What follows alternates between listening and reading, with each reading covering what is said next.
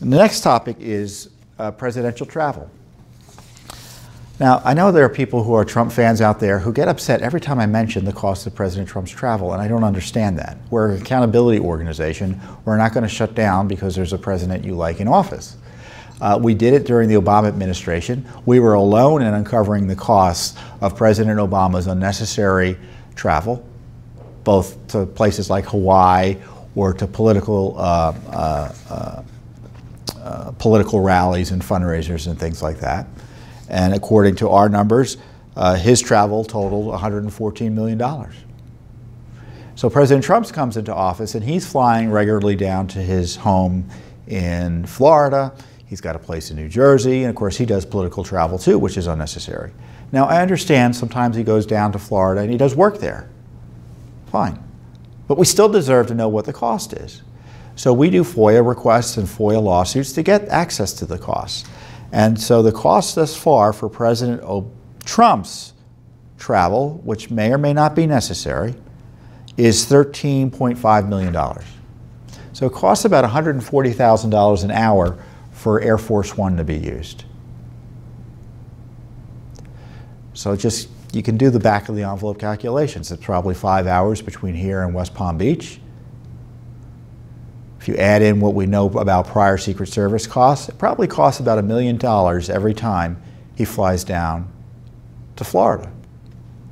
You can debate whether that's a necessary cost or a cost worth expending. I think it's too much money, and if I were President Trump, I'd figure out cheaper ways to get down there. I don't think he needs to take Air Force One. He can probably take a smaller plane, which would be significantly cheaper and as secure. And you know, and the Secret Service is a wasteful organization and incompetently run, so I'm sure there are savings that can be gotten there. But the president is accountable to the American people, and we need to know how much the presidency costs. And one of the scandals that's my nonpartisan, and it's not Obama, it's not Bush, it goes on presidency after presidency, is when the president goes to do campaigning. So what happens is, Air Force One is sent, let's say, he was just sent to Pittsburgh. I don't know if he took Air Force One up there, but let's presume he did. He was up in Pittsburgh this week on behalf of a candidate for Congress. Who pays for that? Well, we do.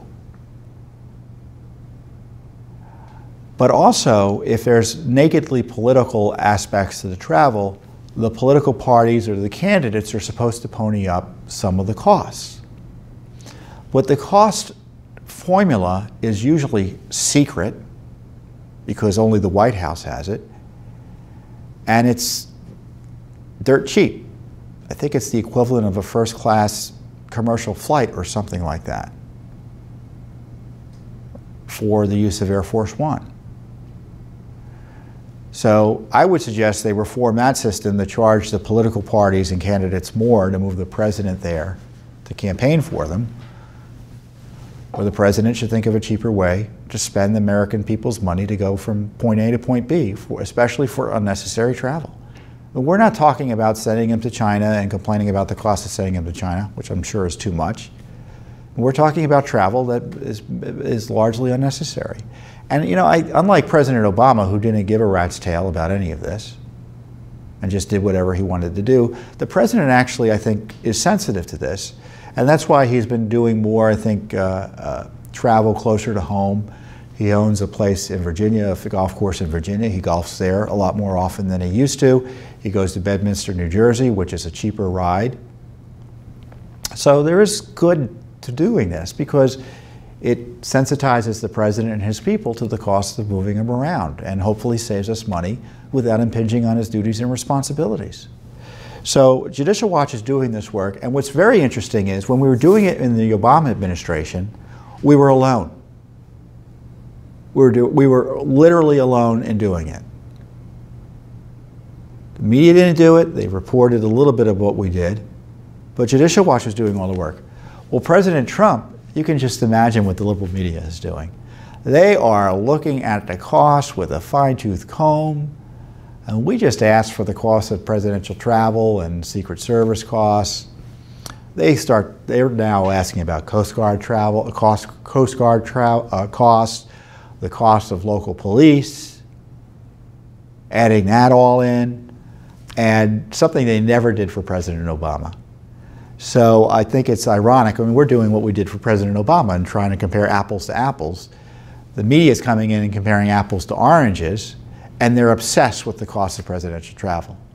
So I guarantee you that our press release about the cost of President Trump's travel will get more media coverage than our press release about Hillary Clinton's illegal retention of classified retention and sending of classified information on her email server. It doesn't mean we're not going to ask questions about President Trump's travel. But the media really has it in for President Trump, and I just think it's very interesting in terms of oversight. The media only wants to provide oversight of politicians they don't like, and they protect politicians they do like. Judicial Watch, we try to be even-handed and provide oversight of politicians no matter the party, no matter the ideology, no matter whether we personally like them or dislike them in terms of policy on specifics. So that's what we're doing consistently from President Obama and to President Trump. We owe it to you to be fair in this regard.